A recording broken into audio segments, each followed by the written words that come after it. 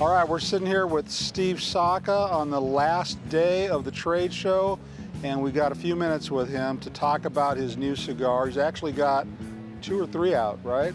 Yeah, we've got a small mini line extension to Todos Los Dias, and then we have an entirely new flagship brand called Sin Compromiso.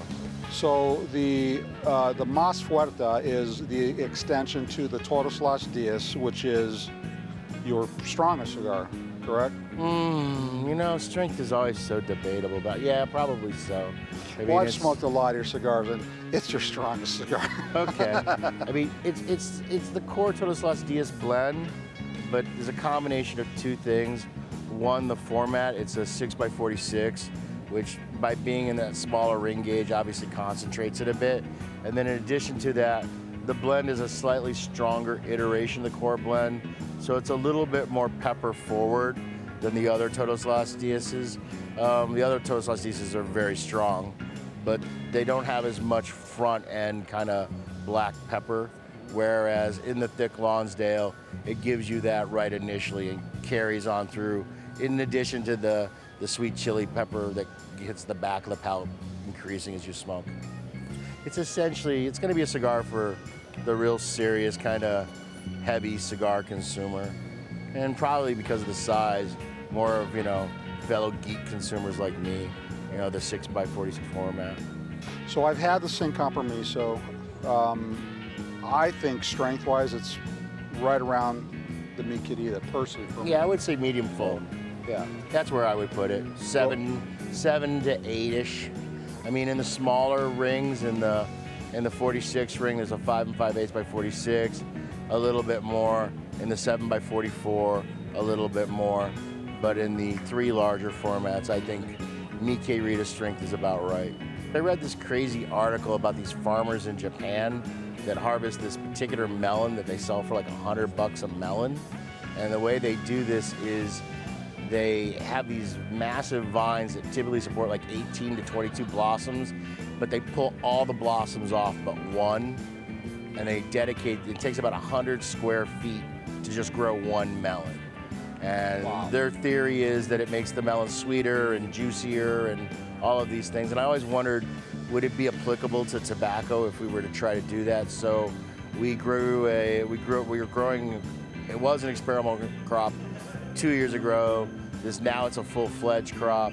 But what we're doing is we're actually stripping all of the budding leaves on the entire bottom half of the plant as soon as they begin to pop on the stalk.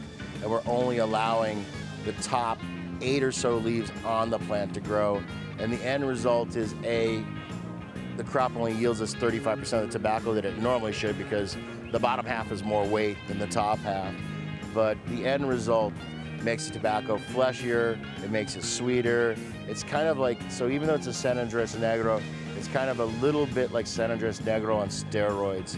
It just has more texture, more depth, more sweetness, and I'm happy to have it available, because, you know, you're always looking to do something different, and I think that most of my customers, they expect the cigars to be more than just the marketing of them. They expect to actually get something for their money, and I'm biased. I love all my cigars, but I think it's my best blend ever. I love how it's really heavy, but yet at the same time it's creamy. It's just a really unique kind of smoking experience. You just don't normally get that level of creaminess in a fuller bodied cigar. I mean, we've already sold out of the first roughly about 6 months worth of production already. Yeah. Wow. But I don't really care about the sales part. What I'm more interested in is when the consumers get it and they smoke it and they try it and they see what it is. I think it's going to become a very fast favorite.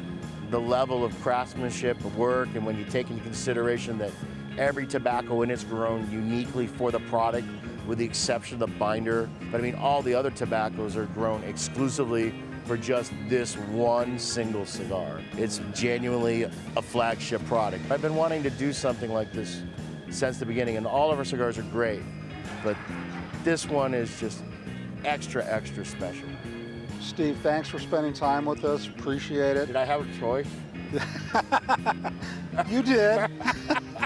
I'd like to think you chose to because you like us.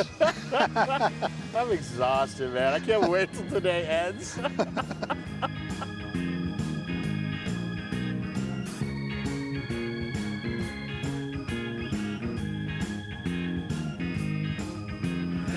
These shows are grueling.